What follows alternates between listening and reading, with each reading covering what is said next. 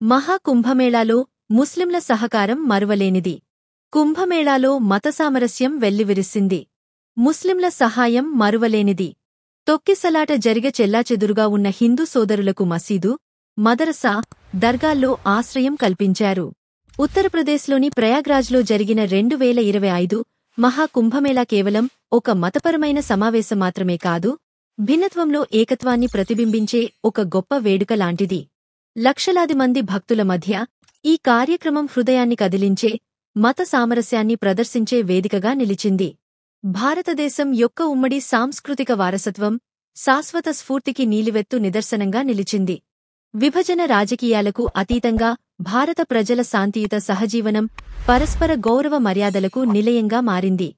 ప్రపంచంలోనే అతిపెద్ద మానవ సమావేశంగా వర్ణించబడే కుంభమేళా హిందువులకు పవిత్రమైన కార్యక్రమం.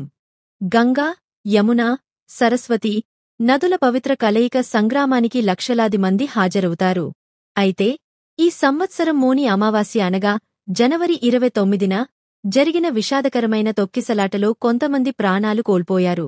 ఈ విషాదాన్ని ఎదుర్కొంటున్న భక్తులకు ముస్లిం సమాజం క్లిష్ట సమయంలో ముందుకు వచ్చి మానవత్వం, ఐక్యతకు నిజమైన స్ఫూర్తినిచ్చి అండగా నిలిచారు.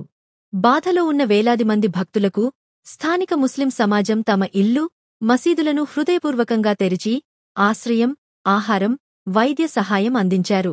జాన్సేన్ గంజ్ రోడ్, నఖాస్ కోహ్నా, ఖుల్దాబాద్ వంటి పరిసరాల్లోని మసీదులు, దర్గాలు మరియు ఇమాంబరాల్లో దాదాపు 25,000 మందికి పైగా యాత్రికులకు వసతి, భోజన సదుపాయాలు కల్పించారు.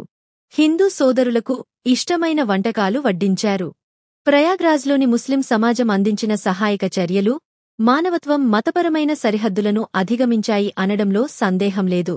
బహదూర్ గంజ్ నివాసి ఇర్షాద్ మాట్లాడుతూ, హిందూ సోదరులు మా అతిథులు, మేము వారికి ఎన్నివేల సేవ చేస్తామని చెప్పినప్పుడు అతని కళ్లల్లో కనబడిన ఆనందం వర్ణించలేనిది. అదేవిధంగా అప్నా చౌక్కు చెందిన ఉపాధ్యాయుడు మసూద్ అహ్మద్ మాట్లాడుతూ, కుంభమేళాకు వచ్చిన భక్తులు ఎటువంటి సమస్యలను ఎదుర్కోకోకుండా చూడడమే తమ లక్ష్యమని తెలిపారు. కుంభమేళాకు వచ్చిన 35 ఏళ్ల రామ్ శంకర్ గుండెపోటుకు గురైతే సత్వరమే సిపిఐ చేసి అతని ప్రాణాలను కాపాడిన స్వచ్ఛంద సేవకుడు ఫర్హాన్ ఆలం అందరి హృదయాల్లో ఐక్యత స్ఫూర్తిని మరింతగా నింపాడు. ఇలాంటి సంక్షోభ సమయాల్లో మానవత్వం ముందు ఉంటుందని అందరికీ గుర్తు చేసింది. కుంభమేళా భక్తుల భద్రత, శ్రేయస్సు కోరుకు ముస్లింలు అహర్నిశలు కృషి చేశారు. ఆనాటి గందరగోళంలో కూడా మసీదు మత పండితుడు ఇమాం వసీయుల్లా మరియు స్థానిక ముస్లింలు రోషన్ బాగ్ పార్క్ వద్ద భక్తులకు మంచి నీళ్లు, ఆహారంతో పాటు నిత్యావసర వస్తువులు పంపిణీ చేసి అందరి హృదయాల్లో సుస్థిర స్థానాన్ని సొంతం చేసుకున్నారు.